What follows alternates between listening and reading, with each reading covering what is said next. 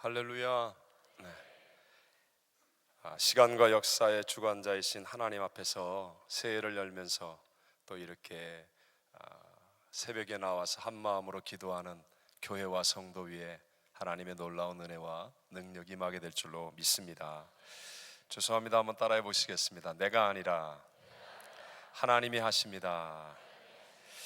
2000년에 클린턴이 미국 대통령이었을 때 갑자기 일본을 순방하게 되었답니다. 당시 일본 총리가 모리 총리라고 했는데요, 미국 대통령의 갑작스러운 그 방문에 걱정이 생겼습니다. 그럼 세계 많은 언론들이 집중할 텐데 영어가 잘 안 되는 거예요. 일본 사람들이 또 발음이 좀 약하다고 그러지 않습니까? 그게 걱정하고 있는데 옆에 있는 비서관이 걱정하지 말라고 그냥 인사말만 영어로 하면 그 다음부터는 통역관이 옆에서 알아서 빨리 잘 해줄 거라고. 그래서 이제 인사말을 열심히 이제 익혔습니다. 발음을 잘하기 위해 막 혀를 굴리고 How are you? 그러면 이제 클린턴 대통령이 I'm fine, thank you. And you? 그러면 Me too. 이것만 하라고. 그래서 그 두 마디 How are you? Me too. 이걸 아주 정말 열심히 연습을 했습니다.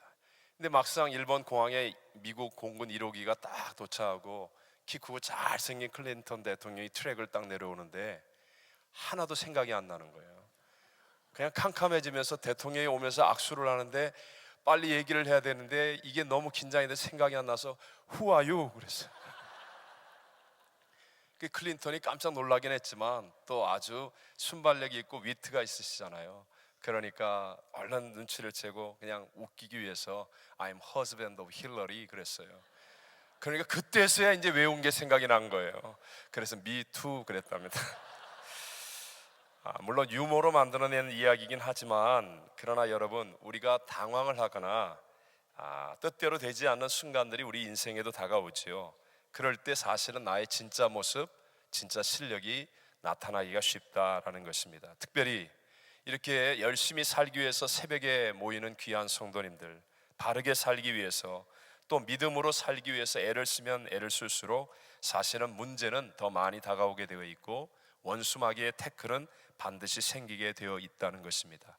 운동을 해보시면 알지만 축구를 할 때 여러분 누구에게 태클을 하지요? 잘하는 사람에게 합니까? 못하는 사람에게 합니까? 잘하는 사람들에게 수비가 더 많이 붙고 태클을 더 많이 하게 되어 있다는 것입니다. 오늘 성경의 주인공은 요셉입니다. 우리가 너무나 잘 아는 사람이죠. 요셉은 어렸을 때부터 하나님의 위대한 꿈을 가진 사람입니다. 그런데 그 요셉은 누구보다도 더 많은 문제와 고난, 어려움들을 겪게 되더라 하는 것입니다. 그러나 요셉은 그 모든 것들을 잘 이겨내었기 때문에 가족을 살리고 민족을 살리고 열방을 살리는 위대한 인물이 되었고 성경의 기둥과 같은 인물이 될 수 있었습니다. 오늘 우리 은혜 한인교회는 이 남가주 지역에서 영적인 리더와 같은 귀한 교회입니다. 정말 우리 한기용 목사님은 우리 목사님들에게도 존경을 받을 만한 복음적이고 기도와 영성이 탁월하시고, 우리 귀한 교회와 우리 목사님이 이렇게 한마디를 전하거나 이렇게 할 때 남가주는 얼마나 많은 크리스찬들과 교회들에게 좋은 영향력을 끼치는지, 사실 이번에 365일 금식 기도하는 걸 저는 신문을 통해서 보았습니다. 그리고 깜짝 놀랐습니다. 그리고 제가 큰 도전과 은혜를 받았습니다.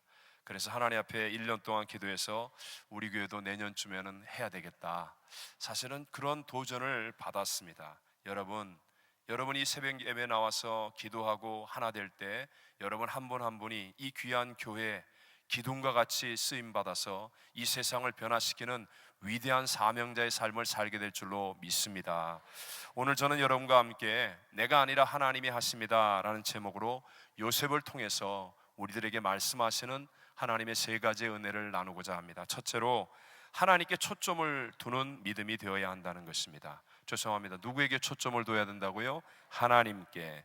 요셉의 일평생에 나타나는 가장 큰 특징은 하나님께 초점을 둘 줄 아는 사람이었다는 것입니다. 요셉이 하나님의 꿈 이야기를 하지 않습니까? 꿈을 꾼다는 것, 초점이 있다는 것이죠.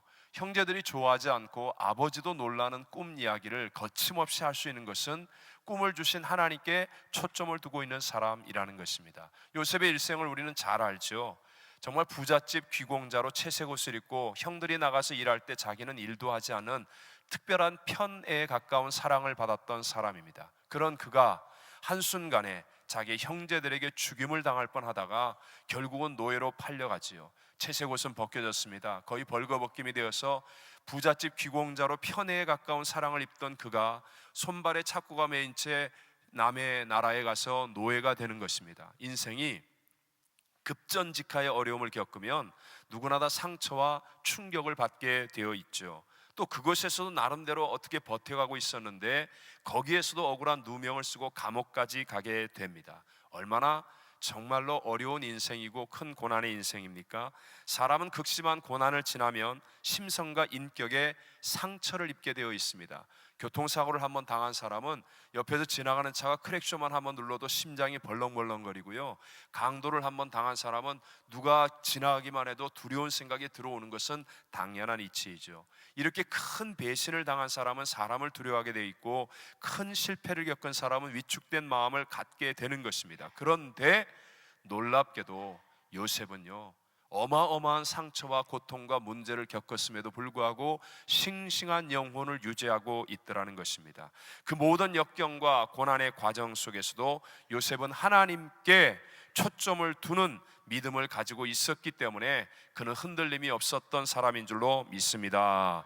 노예 생활을 하면서도, 감옥 생활을 하면서도 하나님께 초점을 두고 있으니까 다른 사람들이 보기에 전혀 믿음이 없는 보디발 장군이나 또 괴팍하기로 소문난 간수장과 같은 사람들이 보기에도 요셉은 하나님과 함께 하는 사람이라고 인정할 만했다는 것이죠. 오늘 본문에 보면 감옥에 갇혀 있는 요셉에게 전갈이 옵니다. 간수장을 통해서 왔겠죠. 절대 권력, 사람을 죽이고 살릴 수 있는 절대 권력을 가지고 있는 애굽의 왕이 요셉을 부른다는 것입니다. 감옥 안이 난리가 일어났습니다. 간수장들이 막 그냥 이리 뛰고 저리 뛰고 요셉을 목욕을 하고 수염을 깎고 옷을 새로 갈아입히고 부산했겠죠. 간수장들이 부들부들 떨면서 가서 말 좀 잘하라고 모든 상황이 두려움 가운데인데 요셉은 조금도 요동치지 않습니다. 자기의 생사여탈관을 가지고 있는 왕 앞에서는 감옥 안의 죄인인데도 불구하고 조금도 흔들림이 없습니다. 그 당시에 최강의 나라 애굽의 바로왕 앞에 섰는데도 요셉은 떨림이 없습니다. 그리고 자기 힘으로 해결할 수 없을 것 같은 꿈을 해석하라고 하는데도 요셉에게는 흔들림이 없었던 이유가 무엇입니까? 그 이유는 오늘 본문 16절에 말하는 딱 한 가지입니다. 내가 아니라 하나님이 하십니다 라는, 하나님께 초점을 둘 줄 아는 믿음을 가진 사람이었기 때문인 줄로 믿습니다. 인간의 능력과 가치는 나로부터 시작하면요 반드시 절망할 수밖에 없음을 알아야 됩니다. 내가 중심이 되고 내 뜻대로 하면 처음에는 잘 됩니다. 왜요? 내 마음대로 하니까. 처음에는 잘 되는 것 같고 의기양양한 것 같지만 고난이 다가오고 문제가 다가오고 태클이 다가오면 반드시 무너질 수밖에 없는 것입니다. 그래서 나 하는 사람, 내가 얼마나 열심히 했는 줄 알아? 내가 얼마나 깨끗한 사람인 줄 알아? 내가 지금 얼마나 억울한 줄 알아? 나 하는 사람은요 결코 문제를 이길 수가 없습니다. 그러니까 대통령도 떨어지고 재벌도 창문 열고 내려오는 거예요. 나 하는 사람. 죄송합니다. 저는 남미에서 좀 사역을 했습니다. 한 20년 조금 넘게 사역을 했습니다. 처음에 남미 파라과이를 갈 때 정말 하나님의 부르심과 응답을 가지고 갔었습니다.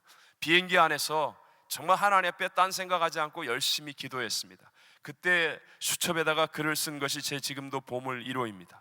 그 내용에 보면 이제 내가 가니까 남미는 뒤집어진다라고 쓰여 있습니다. 남미가 뒤집어진다. 막상 공항에 내려보니까요, 이건 한국의 시골 대합실 같아요. 시골 기차역 같아요. 이야, 이거 내가 여기 이제 뒤집어 놓는다. 근데요 3년 정도 동안에 하루도 안 빼놓고 거의 매일 밤 울었던 것 같습니다. 그냥 울었던 게 아니라 정말 대성통곡을 하고 울었습니다. 제가 목청이 좀 큰데요 그때 하도 소리를 질러가지고 목청까지 이렇게 커진 것 같습니다. 남미가 뒤집어진 게 아니라 제 속만 뒤집어졌거든요. 그 이유가 뭘까? 내가 하나님의 부르심을 받았는데, 하나님의 응답을 받았는데 이유가 뭘까? 제가 그때 깨달았습니다. 하나님보다도 내가 할 수 있다고 생각했습니다. 하나님보다도 내가 능력 있다고 생각했습니다. 내가 잘할 수 있다. 내가 열심히 하면 된다. 내가 성실히 하면 된다. 내가 죽기를 각오하고 하면 된다. 그리고 난 다음에 철저히 깨달았습니다. 내가 아니라 하나님이 하셔야 된다. 물론 아직도 조금은 많이 부족하겠지만 그러나 이 믿음만은 확실하게 가지고 있습니다.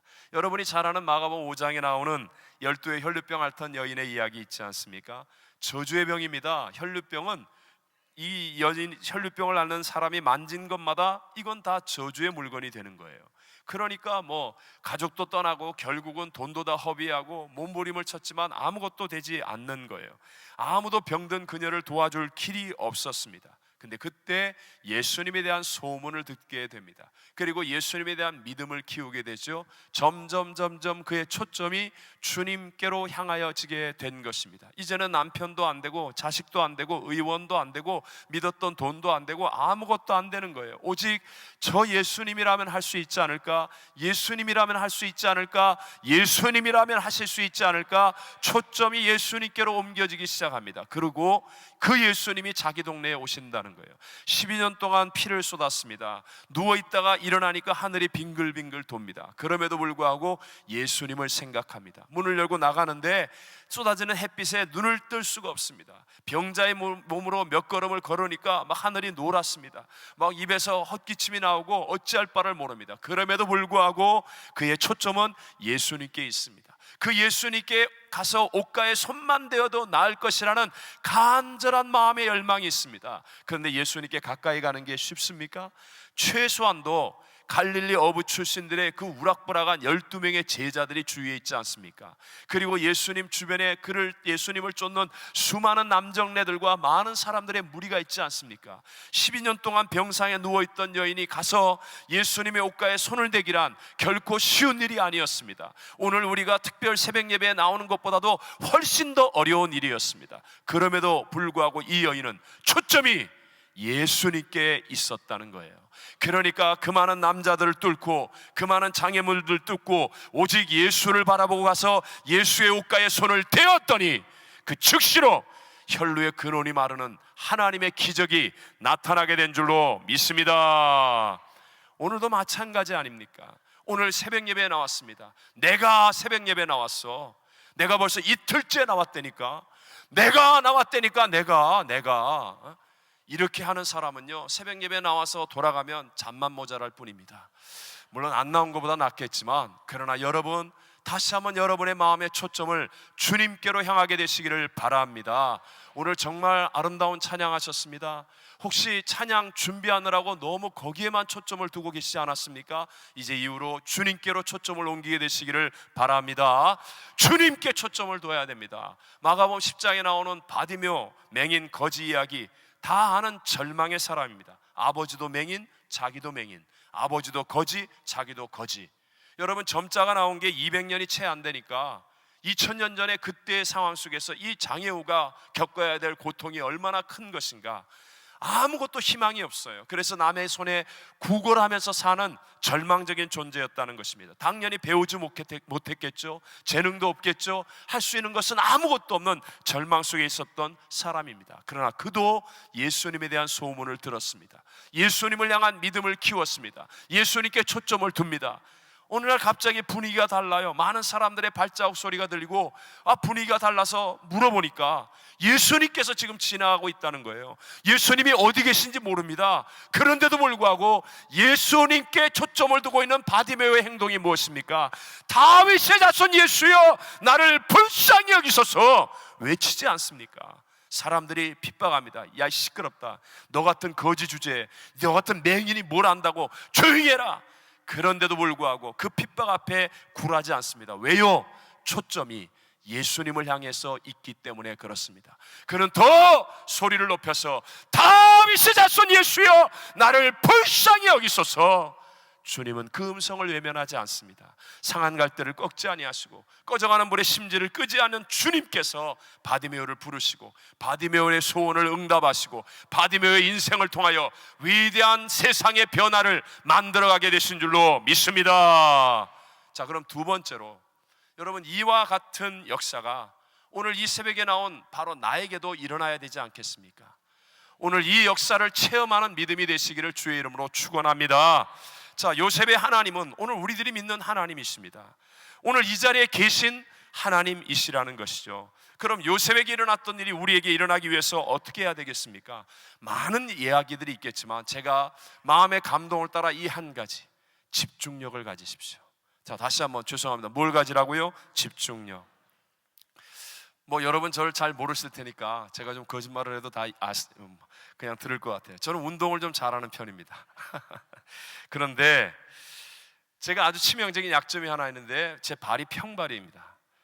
제가 한국에서 군대를 제대하기 전까지도 제 발이 평발인지를 몰랐어요. 근데 굉장히 고생을 했습니다. 어쨌든 간에 100m 달리기를 좀 잘 못 뜁니다. 그런데 여러분, 제가 그런 약점을 가지고 있는데도 불구하고 이 지구상에서 지금 100m를 제일 잘 뛰는 사람이 누구죠? 그 볼튼지 너튼지 하는 그분 있잖아요. 그 우사인 볼트. 그분이 9.58인가를 뛴다고 합니다. 제가 치명적인 약점을 가지고 100m 달리기를 정말 못 뛰는데도 불구하고 그분보다 2배로 못 뛰지는 않습니다. 믿어주세요. 네. 침팬지의 IQ가 70이라고 합니다. 보통 사람이 천재 그러면 140을 넘으면 천재라고 그러죠. 그러니까 여러분, 침팬지가 정말 사람하고는 비교가 안 되잖아요. 그런데도 2배의 차이가 안 나요. IQ 차이가 2배의 차이가 안 나요. 아인슈타인의 IQ가 160 정도니까 2배 차이 간신히 그 정도밖에 안 된다는 거죠. 근데 그러니까 제가 뭘 말씀드리냐, 사실 우리들의 지금 앉아서 있는 이 재능이나 능력이나 이런 것에는 별 차이가 없습니다. 근데 어디에서 차이가 나는 줄 아십니까? 집중력의 차이입니다. 집중력의 차이는 2배, 3배가 아니라 100배, 몇백 배, 몇천 배까지도 차이가 납니다. 예배 와서 하나님 앞에 집중하는 사람에게는 운명이 바뀔 수 있는 기적이 일어날 수 있고, 똑같은 예배 자리에 앉았는데 앉아가지고 계속 시계만 쳐다보고 아니면 딴 생각하고 아침에 뭐 먹을까 하고 오늘 무슨 일을 할까 걱정하고 집중하지 못하는 사람에게는 바로 옆에 요셉에게 일어난 그 기적이 일어나는데 자기 자신에게는 아무 일도 일어나지 않을 수 있다라는 것이죠. 예수님의 제자들을 보십시오. 예수님이 승천하시고 난 다음에 그들은 홀로 남겨졌습니다. 그리고 마가 요한의 다락방에 모여서 두려움 가운데 문을 걸어 잠근 채 주님의 말씀 하나만을 의지해서 그들은 전혀 기도에 힘썼습니다. 정말 일심으로 기도했습니다. 그럴 때 그들에게 성령이 충만히 임했습니다. 그래서 학문이 별로 없는 갈릴리 바다에 무식하다고 성경이 기록하고 있는 어부 출신들의 그 사람이 온 세계를 변화시키는 기둥과 같은 인물들로 태어나게 되더라는 것입니다. 자, 그 사람들이 조금 전에 예수님과 함께 있을 때 바로 믿음의 본체신 예수님과 함께 옆에서 기도했던 사람들입니다. 베드로와 야고보와 요한은 겟세마네 동산에 올라가 예수님 옆에서 기도하지 않았습니까? 근데 그때는 왜 능력을 체험하지 못했습니까? 그때는 기도 안 하고 뭐 했어요? 잤다니까요. 그때는 예수님 옆에서 기도했는데 능력이 없었습니다. 능력이 체험하지 못했습니다. 왜요? 예수님에게 문제가 있습니까? 기도하라고 3번씩이나 깨우며 말했는데도 불구하고 집중하지 못하고 졸고 있었어요. 아니, 자고 있었어요. 그런데 그들이 이제는 예수님이 떠난 후에 마가연의 다락방에 두려움 가운데 문을 걸어 잠그고 있었지만, 태산 같은 문제와 대적들과 어려움 앞에 있었지만, 그러나 그들은 일심으로 전혀 오로지 기도하기에 힘썼더니 놀라운 하나님의 능력이 나타나고 세상을 뒤집어 놓는 하나님의 사람들로 일어나게 된 줄로 믿습니다. 오늘 그 역사가 우리들에게 동일하다는 거죠. 예수님께서 십자가에서 다 이루었다 하셨잖아요. 그러나 여러분 기억하십시오. 예수님 다 이루었다 하셨지만 그 이후로 2000년 동안 이 세상에 죄가 있습니까 없습니까? 굉장히 어려운 질문입니다. 자, 예수님 다 이뤘다 하시고 부활 승천하신 이후에 이 세상에 지금 죄가 있어요 없어요? 있어요. 예수님 다 이뤘다 하신 이후로 2000년 지나는 지금 이 시간에 질병이 있습니까 없습니까? 병이 있어요. 다 이뤘다 하신 이후에 이 세상에 저주가 있습니까 없습니까? 저주가 있습니다. 귀신의 세력이 있습니다. 사망이 있습니다. 그럼 뭐예요? 거짓말 하신 거예요? 아닙니다. 예수님 안에서 다 이루신 줄로 믿습니다. 그러니까 이게 뭐예요? 지금 우리가 예수님께서 다 이루었다 하셨지만 아직까지 문제가 있어요. 아직까지 질병이 있어요. 아직까지 사망의 세력이 있고 귀신의 세력이 있고 저주가 있어요. 그러나 예수님 안에서는 다 이루어진 줄로 믿습니다. 예수님 안에 있으면 어떤 죄와 사망도 해결됩니다. 예수님 안에 있으면 어떤 질병도 그보다 더 큰 은혜로 이기는 자가 됩니다. 예수님 안에 있으면 어떤 저주와 어떤 문제도 이겨내는 하나님의 능력이 임하게 되는 줄로 믿습니다. 그럼 이제 우리의 선택입니다. 문제를 선택할 거예요? 예수님을 선택할 거예요? 대답하세요. 자, 오늘 특성하신 분들, 문제를 선택하겠습니까? 예수님을 선택하겠습니까? 예, 역시 다르다. 여러분, 한 번만 여쭤보겠습니다. 문제를 선택하겠습니까? 예수님을 선택하겠습니까? 근데 왜 문제만 얘기하고 있어요? 근데 왜 문제만 얘기하고 있어요? 문제 없는 사람 있으면 손 들어봐요. 문제 없는 사람 없습니다. 옛날에 조영기 목사님이 청주인가 거기서 집회를 하실 때 실내 운동장에서 실내 체육관에 집회를 했습니다. 그냥 사람들이 꽉 차서 이 스탠드에 꽉 차고 그냥 의자를 놓고 쫙 다 찼어요. 그때만 해도 젊었을 때니까 그냥 따발총 같은 설교를 막 하다가 성령의 감동이 올라와서 여러분 가운데 문제 없는 사람이 어디 있습니까? 문제 없는 사람 손 들어 보십시오. 그런데 제일 앞에 앉아있는 어떤 사람이 손을 번쩍 드는 거예요. 다 쳐다보고 있는데 너무 당황했죠. 사람들도 당황하고 목사님도 당황하고. 그래서 할 수 없이 한번 일어나 보시라고, 어떻게 문제가 없냐고 일어나 보시라고. 그랬더니 이 사람이 또 벌떡 일어나는데 옆에 앉아있는 그 부인인 듯한 분이 막 끌어당기면서 목사님 죄송해요, 우리 남편 정신병자인데 치료받으려고 데려왔어요.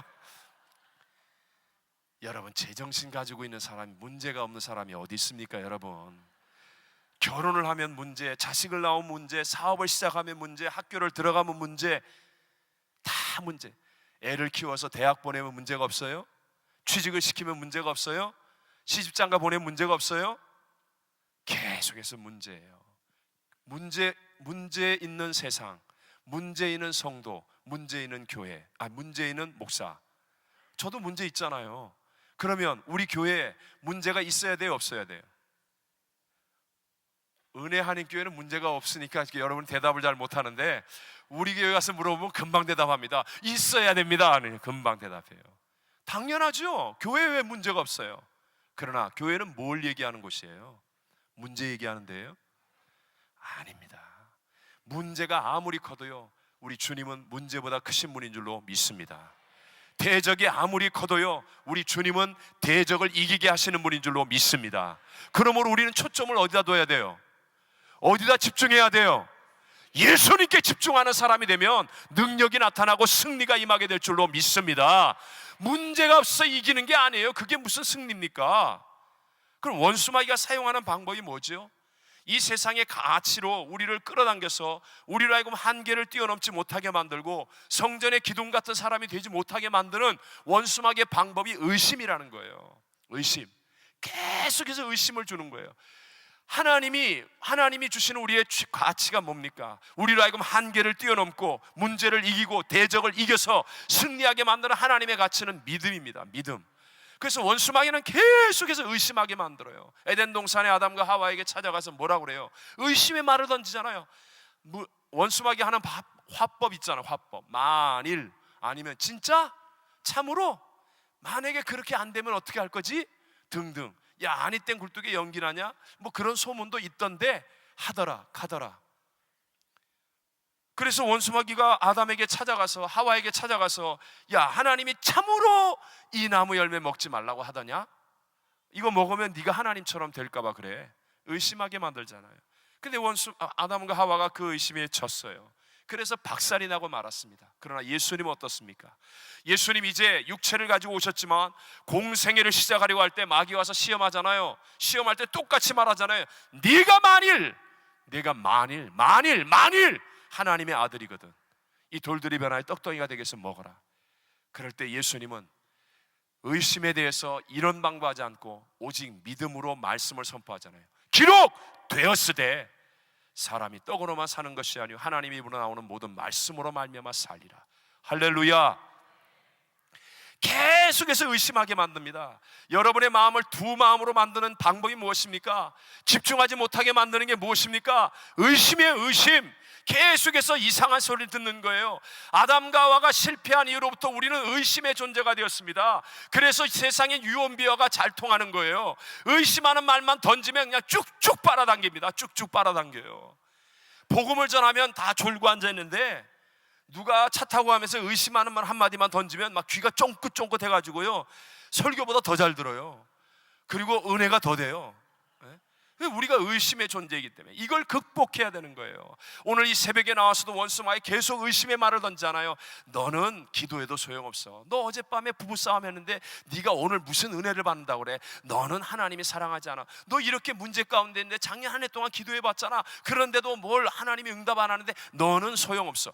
의심의 마음을 던져놓는 거예요. 그러나 여러분, 하나님의 약속의 말씀을 붙잡는 믿음의 사람이 되시길 바랍니다. 이 강대상에 선포되는 약속의 말씀을 집중력 있게 믿음으로 아멘으로 받아들이는 사람이 되시기를 바랍니다. 요한일서 5장 4절에 뭐라고 그래요? 대저 하나님께로서 난 자마다 세상을 이기느니라. 세상을 이기는 우리의 승리는 이것이니 우리의 믿음이니라. 예수님 뭐라고 그래요? 내 믿음대로 될지어다. 내 믿음이 크도다 할 수 있거든이 무슨 말이냐? 믿는 자에게는 능치 못할 일이 없느니라. 이 새벽에 나온 성도님들, 하나님을 믿는 자가 되시기를 바랍니다. 천지는 없어질지라도 1.1억 변하지 않은 하나님의 약속의 말씀을 듣고 믿는 사람이 되시기를 바랍니다. 의심하는 자가 되지 마십시오. 그 사람은 원수마귀에게 집니다. 자신의 한계, 부모의 한계, 세상의 한계를 뛰어넘지 못합니다. 그러나 약속의 말씀을 믿음으로 받아들이십시오. 눈에는 보이는 것 없고 귀에는 들리는 소리 없고 손에는 잡히는 증거 없을지라도 하나님의 약속의 말씀, 이 강대상이 선포되는 말씀을 믿음으로 아멘하여 붙잡으십시오. 믿음으로 집중하여 나가십시오. 그러면 내 믿음대로 될지어다. 기적은 일어납니다. 새벽에 나온 분 가운데는 365일 금식기도 신청 안 한 분은 한 분도 없겠지만, 교회에서 기도 속에서 이걸 통해서 하나님의 역사가 일어날 것을 믿음으로 선포하면 아멘 해야죠. 저쪽 끝에는 아멘을 좀 안 하는 것. 다시 제가 이쪽 쳐다보면서 저쪽을 봅니다. 아멘 하십시오. 죄송합니다. 하나님의 약속의 말씀에 대한 아멘의 믿음. 교회가 이 문제가 있지만, 세상에 태클이 있지만, 어려움이 있지만, 그러나 하나님을 향한 믿음으로 집중할 때 우리의 한계를 뛰어넘는 놀라운 하나님의 기적을 체험하게 될 줄로 믿습니다. 마지막 세 번째로요, 이 믿음을 확인해야 됩니다. 대부분 교회에서 이렇게 예배 드릴 때는 아멘 그러다가요, 주차장서부터 노면이 나옵니다. 이제 가게 가서 문 열고 직장 나가면 이제 그때부터 노면이 됩니다. 이게 확인되어져야 돼요. 바로 내가 있는 그 자리에서 하나님께 쓰임 받는 삶으로 확인되어져야 한다는 것입니다. 하나님께 초점을 두고 있는 집중력 있는 요셉은 어디에서 쓰임을 받았습니까? 요셉은요, 억울하게 노예로 팔려갔던 노예 생활을 하면서 하나님께 쓰임 받았어요. 하나님의 증거가 나타나는 거예요. 억울하게 누명을 쓰고 들어간 감옥 안에서도 하나님의 함께 하심의 증거가 나타나는 거예요. 오늘 우리들이 배워야 할 것이 이것이죠. 나는 앞으로 쓰임 받을 거야. 내가 이런 일을 하면 그때부터 내가 쓰임 받을 거야. 이게 아닙니다, 여러분. 지금 내게 주어진 상황과 형편이 어떻든지 간에 하나님은 바로 믿음을 가진 그 자리에 있는 나를 통해서 하나님의 역사는 일어날 수 있다는 사실을 믿게 되시기를 바랍니다. 특별히 우리들은요, 요셉이 바라봤던 하나님보다 더 확실하게 예수 그리스도의 생명으로 구원을 받은 사람들 아닙니까? 예수의 생명의 구원을 얻은 사람들입니다. 우리 하나님 쪽에서는 전혀 문제가 없다는 거죠. 제가 얼마 전에 산악 등반가였던 박정원 씨가 쓴 끈이라는 책을 읽는데요, 거기 나오는 실화입니다. 2005년도에 이 박정원 씨가 후배 최강식 씨와 함께 세계 최초로 히말라야 촐라최라고 하는 북벽 동계 등정에 성공을 했습니다. 세계 최초로. 그리고 내려오는 길에 그만 뒤따르던 후배가 그 썩은 얼음이라고 하는 크레바스라고 그러죠. 이게 눈이 이렇게 살짝 덮이고 밑에는 절벽인 곳, 그걸 밟다가 그냥 얼음이 깨지는 바람에 추락을 했습니다. 그리고 두 사람 사이를 연결하고는 25m의 로프 끈에 매달리게 된 거예요. 이 떨어지면서 이 사람 두 양 발목이 다 부러졌습니다. 그리고 이 위에서 버티는 박정원 씨는 갑자기 그냥 사람이 떨어지니까 그 압력에 갈비뼈 두 대가 부러졌습니다. 눈이 극도로 나쁜 분이 안경을 떨어뜨려서 보이는 게 없어요. 희미하게 다 눈으로밖에는 보이지 않는 거예요. 그 고통 속에서 밑에 있는 이 후배를 끌어당겨야 되는데 너무너무 고통스러운 거예요. 갈비뼈는 부러졌죠. 보이는 건 없죠. 밑에 있는 후배는 발목이 다 부러져서 발에 힘을 줄 수는 없죠. 그 고통 속에서 밑에서 막 외칩니다. 끈을 끌어버리라고, 줄을 자르라고, 그리고 형이라도 살라고, 자르라고. 그런데 끊지 않았습니다. 자르지 않았습니다. 그리고 어떻게 기적같이 올라와서 5일 만에 민가에 가서 9일 만에 헬리콥터를 타고 병원에 가서 결국은 이 박정원 씨는 손가락을 다 동상으로 다 잘랐습니다. 발가락 손가락을 다 자르고 엄지손가락만 남아있게 되었지만, 그러면서 여러분, 한 사람이 선배 후배의 관계에서도 끈을 자르기가 쉽지 않은데 하나님이 독생자 예수 그리스도의 십자가의 죽으심으로 여러분과 하나님 사이를 연결하셨습니다. 하나님이 그 끈을 자르실 것 같습니까? 하나님은 그 끈을 자르지 않습니다. 내가 어떤 방황과 어떤 문제와 어떤 고난과 어떤 어려움과 어떤 외로움 속에 있어도 하나님은 절대로 끈을 끊지 않습니다. 내가 실수를 했고 내가 죄를 지었고 내가 넘어졌어도 하나님은 그 끈을 자르지 않습니다. 하나님은 다시 일으켜 나를 통하여 하나님의 살아계신 영광을 반드시 드러내실 하나님이 되실 줄로 믿습니다. 여러분, 그 믿음을 가지고 바로 그 자리에서 일어나야 된다는 거예요. 바로 그 자리에서, 내가 있는 바로 그 자리에서 하나님의 약속의 말씀을 내가 붙잡고 한 걸음을 내딛어야 한다는 거예요. 작은 이 한 걸음이 위대한 하나님의 새 역사를 만드는 시작점이 될 수 있기 때문에 그렇습니다. 그런 의미에서 제가 좋아하는 말이 있습니다. 그 말이 말씀대로 해봤냐 하는 겁니다. 제가 우리 교육자들 회의할 때나 우리 성도님들과 회의를 하거나 제일 좋아하는 말 중에 하나입니다. 한번 죄송합니다. 한 번만 따라해 주십시오. 말씀대로 해봤냐? 좀 이게 건방지게 물어봐야 됩니다. 감정을 상하도록 여러분 스스로에게 대답하십시오. 정말 말씀대로 해봤습니까? 이런 이야기가 있습니다. 아주 오래전에 중국 황제의 악극단이 있었는데요, 황제가는 어디나 따라다니면서 대접을 받고 봉급도 많이 받고 막 즐거운 자리에서 많이 잘 먹고 그런 좋은 자리였습니다. 그래서 음악이라고는 전혀 상관없는 사람인데 백을 쓰고 속임수로 들어와서 악극단이 많으니까 그냥 거기서 폼 잡고 앉아갖고 연주하는 척 하는 그런 사람들이 있었답니다. 다른 사람들이, 단원들이 피리 불 때 모양만 피리 부는 척 하는 거예요. 그리고 따라다니면서 여행하고 구경하고 대접받고 뭐 이러는 거예요. 그런데 어느 날 황제가 외국 사신들과 온 나라의 대신들이 다 모여있는 며칠 시간의 큰 잔치에 기분이 너무 좋아가지고 이렇게 얘기했습니다. 이 악극단은 이제 하루에 한 사람씩 독주하라고, 하루에 한 사람씩 독주하라고 독주를 명령했어요. 그래갖고 하루에 몇 명씩 나와서 이제 독주를 하는 거예요. 하루 종일 잔치를 하는데 시간마다 독주를 하는 거예요. 이 사람이 해봤어야지 며칠 동안에 이게 독주가 되겠습니까? 고민하다가 결국은 그 역사의 글에 의하면 자살을 하고 말았다는 거예요. 비극으로 끝난 것이죠.